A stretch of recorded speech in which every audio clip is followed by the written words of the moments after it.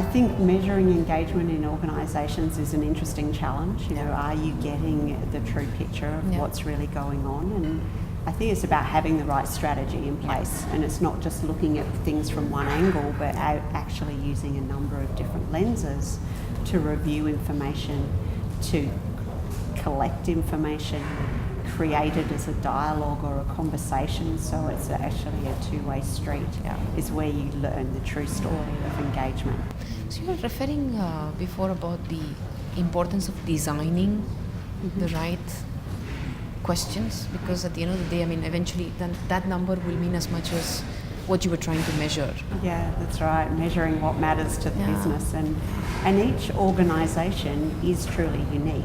You know, if they weren't, then it would be a lost opportunity for them. So you need to design a survey that is measuring the unique aspects that they're trying to achieve, and aligning to business strategy is a really important way to do that. So understanding if they're striving to be an organisation that's all about efficiency, then do they have the right culture to support that efficiency strategy?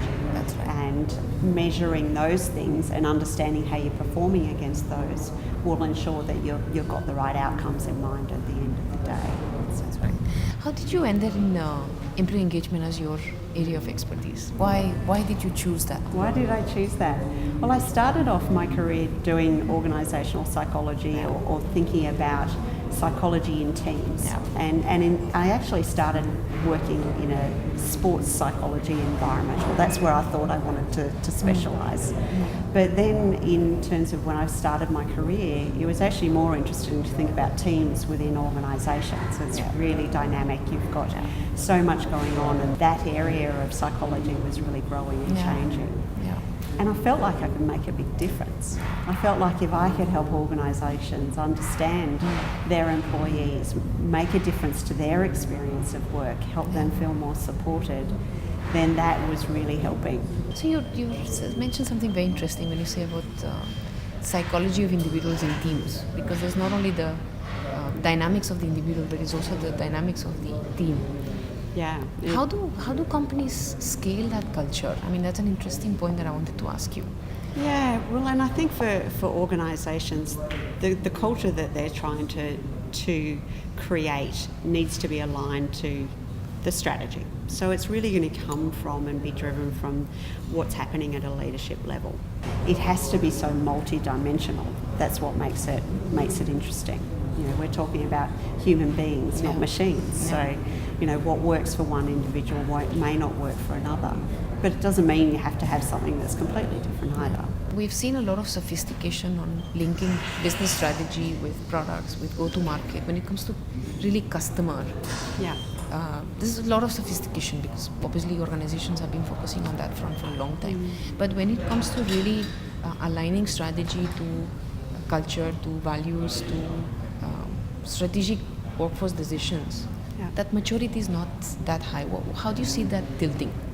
Yeah, and there has been a shift. You know, I would have thought, you know, maybe a quarter of organisations have been doing that well up until now, but it is starting to change, and people are starting to, or organisations are starting to think about their people more like a consumer or an investor in their organisation. And, you know, I think it's a good thing, but again, you know, it needs to be more about the dialogue and the listening and empowering people rather than just working around numbers and segmentation only. So as a manager, now, I mean, as a manager of your own team. I am, yes. What is your message for managers or leaders to really, if you want to keep your team, and you're talking about engagement, enablement and energy, and again, I guess you're right that, you know, nothing really is a one size fits all, but what are those fundamental things that really you can say that this is actually true?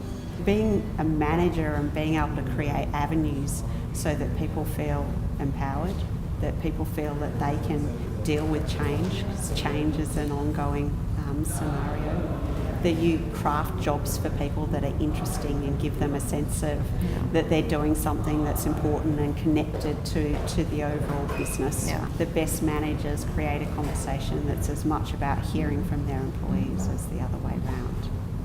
So how do you maintain that when there is change? Like even if you take the example of Towers Watson itself, you know, I mean, I think you went through several rounds of mergers and acquisitions. Absolutely. Yeah, so we've been on the receiving end and have experienced that. How do you keep that engagement when there is uncertainty and when there is so much change? And it's taking the example of Towers Watson, but it's actually true for many organizations as well. If people felt that there was an open dialogue and honesty in that you may not know what's going to happen, but this is what I can tell you, and these are the time frames as I understand it to the next phase or to something else happening.